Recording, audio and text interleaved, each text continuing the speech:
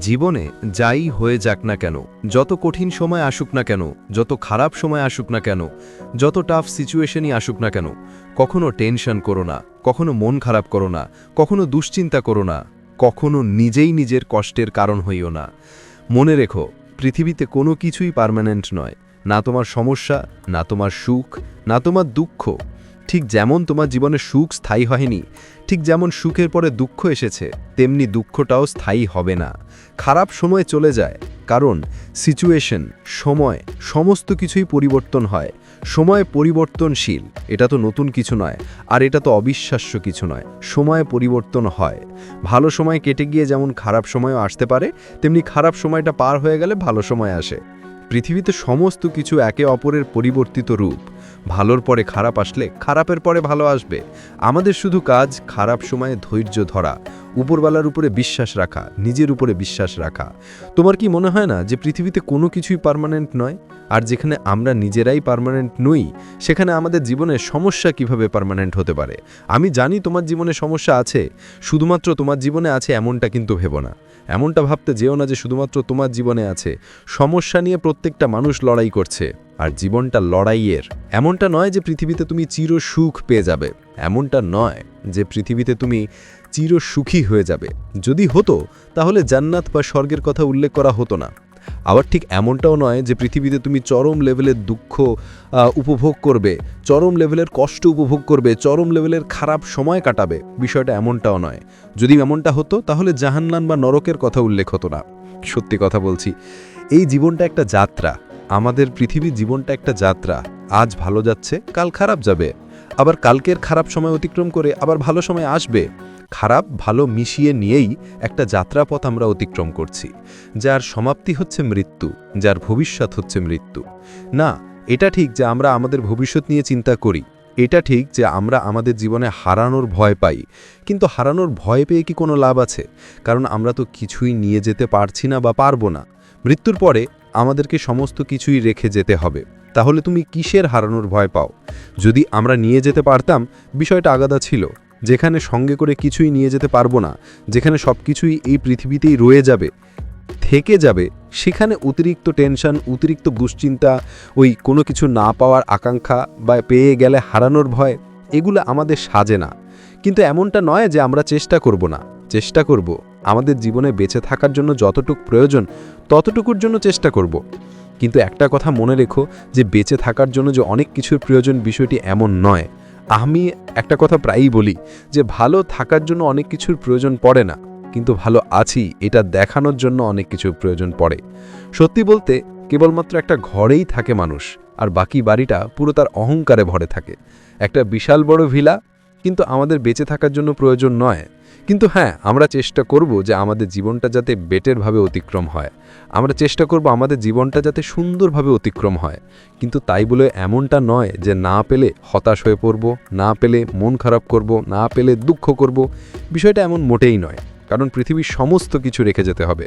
হারানোর ভয় তখনই পাওয়া উচিত, তখনই করা উচিত যখন আমরা সমস্ত কিছু নিয়ে যেতে পারবো, যখন মৃত্যুর পরে সব কিছু আমাদের সঙ্গে যাবে। কিন্তু বিষয়টা কি এমন বাস্তবতার রূপ পাবে? পাবে না, হবে না। কোনো কিছুই আমরা আমাদের সঙ্গে করে নিয়ে যেতে পারবো না। যেটা পারবো সেটা আমাদের ব্যবহার, সেটা আমাদের আচরণ, সেটা আমাদের জীবনে চলার ধরন, বলার ধরন, মানুষের সাথে কিভাবে কি আদব কায়দা তৈরি করছি, কিভাবে উপরওয়ালাকে স্মরণ করছি, কতটাই স্মরণ করছি, এই সমস্ত কিছু হয়তোবা আমাদের সঙ্গে যাবে। এগুলোই হয়তোবা আমাদের এই আচার ব্যবহারগুলোই উপরওয়ালাকে খুশি করে, নাকি আমাদের সম্পদ, নাকি আমাদের সাম্রাজ্য, নাকি আমাদের অর্থ, নাকি আমাদের জীবনের উচ্চ আকাঙ্ক্ষা। না, আমি এমনটা মোটেই বলছি না যে স্বপ্ন দেখো না। আমি তো এমনটা বলি যে স্বপ্ন দেখো, কারণ স্বপ্নবিহীন মানুষ হয় না। স্বপ্ন দেখাও জরুরি, স্বপ্ন দেখাও প্রয়োজন। কিন্তু নিজের 100% দেওয়ার পরেও যদি স্বপ্ন পূরণে দেরি হয়, তাহলে হতাশ হইও না। কারণ তোমার জন্য যেটা বেটার, সেটা থেকে কেউ তোমাকে খণ্ডিত করতে পারবে না। আর তোমার জন্য যেটা উত্তম, সেটা থেকে কেউ তোমাকে বঞ্চিত করতে পারবে না। তুমি নিজের উপরে বিশ্বাস রাখো, তুমি জীবনটাকে সুন্দর ভাবতে শুরু করো। কারণ তুমি যেমনটা ভাববে, তোমার কাছে তোমার জীবনটা ঠিক তেমনই লাগবে। তুমি যদি মনে করো যে না, জীবনটা সুন্দর, তাহলে সুন্দর লাগবে। তুমি যদি মনে করো যে জীবনটা খারাপ, তাহলে খারাপই লাগবে। তুমি যদি সারাদিন হতাশা, টেনশন, মন খারাপ, ছিঁড়ে যাওয়ার ভয়, জীবনে কিছু হারিয়ে যাওয়ার ভয়, এই সমস্ত জিনিসগুলো নিয়ে মেতে থাকো, পড়ে থাকো এবং বারবার নিজেকে ছোট ভাবতে থাকো, যদি মনে করো যে আমার দ্বারা কিছু হবে না, তাহলে সারাদিন তোমার টেনশনই আসবে, দুশ্চিন্তাই আসবে। এই পৃথিবীটা অনেক সুন্দর যদি আমরা সুন্দর দৃষ্টিতে দেখি। এই পৃথিবীটা অনেক সুন্দর যদি আমরা সুন্দর মনে করি। আমরা যেমনটা ধারণা করব ঠিক তেমনটাই আমাদের সাথে হবে। হ্যাঁ, মানুষের থেকে আশা কম রাখতে হবে, কারণ যখন আমরা আশা রাখি তখন আমরা হতাশ হই, এটা বাস্তব। যখন আমরা আশা রাখি তখন আমরা নিরাশ হই, তখন আমাদের মন খারাপের সম্ভাবনা, মন ভাঙার সম্ভাবনা বৃদ্ধি পায়। কেন তুমি আশা রাখবে? কেন তুমি আশা রাখবে? আশা কোথায় রাখা উচিত? যেখানে আশা রাখলে পূরণ হয়। অন্যের থেকে অতিরিক্ত আশা রাখতে যেও না, কারণ যারা তোমার আজ আপন তারা কাল তোমার পরও হতে পারে। আর সত্যি কথা বলতে গেলে জীবনের বাস্তব সত্যটাকে আমরা কখনো অস্বীকার করতে পারবো না। আর জীবনের সবথেকে বড় বাস্তব সত্য হচ্ছে যে মানুষ তোমাকে দ্রুততার সহিত ভুলে যাবে। আমরা এই পৃথিবীতে খুব ক্ষুদ্রভাবে অবস্থান করি। আমরা এই পৃথিবীর বিশাল কিছু নই। তুমি আমি এই পৃথিবী থেকে চলে গেলে কোনো কিছুর যায় আসবে না। পৃথিবী নিজের গতিতেই চলতে থাকবে। আমাদের সাথে যুক্ত মানুষগুলো আমাদের ছাড়াই ভালো থাকতে শুরু করবে। আমাদেরকে আপন ভাবা মানুষগুলো আমাদের হয়তোবা গল্প করবে, কিছু অল্প সময়ের জন্য হয়তোবা গল্প করবে, কিন্তু তারপরেও তারা ভুলে যাবে। সমাজ তাদেরকে ভুলতে বাধ্য করবে। তাদের জীবনের প্রেশারগুলো তাদেরকে ভুলতে বাধ্য করবে। সো এত বেশি ভাবার কিছু নেই, এত বেশি টেনশন করার কিছু নেই, কারণ আলটিমেট যে ভবিষ্যৎ নিয়ে আমরা টেনশন করি তার উপরেও একটা ভবিষ্যৎ আছে যেটাকে আমরা মৃত্যু বলি। আর মৃত্যুর সবথেকে সুন্দরতম বিষয় হচ্ছে এটা কখনো কারো জীবনে ঘুরে আসে না। কেউ জানে না কে কতদিন এই পৃথিবীতে চিরস্থায়ী হতে পারবে, আমরা কেউই জানি না। আর এটাই এর সবথেকে বড় সৌন্দর্য। এটাই আমাদেরকে ভাবায়, বোঝায় এবং অনুভব করায় যে টেনশন দুশ্চিন্তা করে কোনো লাভ নেই, কারণ আজ আছেই, কাল নাও থাকতে পারি। এটা বাস্তব, এটা সত্য। ভবিষ্যৎ সুন্দর করার চেষ্টা তুমি করো, কিন্তু এতটা ভবিষ্যৎ নিয়ে ভেবো না, বা এতটা ভবিষ্যৎ নিয়ে ভাবতে ভাবতে ডুবে যেও না যতটা ডুবে গেলে বর্তমানটা খারাপ অনুভব হয়। দেখো, পরিশ্রম করতে হবে, মেহনত করতে হবে এবং এটার মধ্যেই ভালো থাকার অভ্যাস করতে হবে। জীবনে এমনটা নয় যে আলাদাভাবে সুখ শান্তি আমাদের জীবনে আসবে। হ্যাঁ, কিছু মুহূর্ত আমরা বেশি আনন্দ উপভোগ করব, কিছু মুহূর্ত আমাদের বেশি খুশি অনুভব হবে, কিন্তু জীবনের বেশিরভাগ সময় আমাদেরকে ওই ব্যালেন্স করেই কাটাতে হবে। খারাপ ভালো দুটোকে অ্যাকসেপ্ট করেই সামনের দিকে এগিয়ে যেতে হবে। এটাকে অ্যাকসেপ্ট করাটা প্রয়োজন, কারণ জীবনে সবসময় ভালো কিছু ঘটবে না, আবার জীবনে সবসময় খারাপ কিছুও ঘটবে না।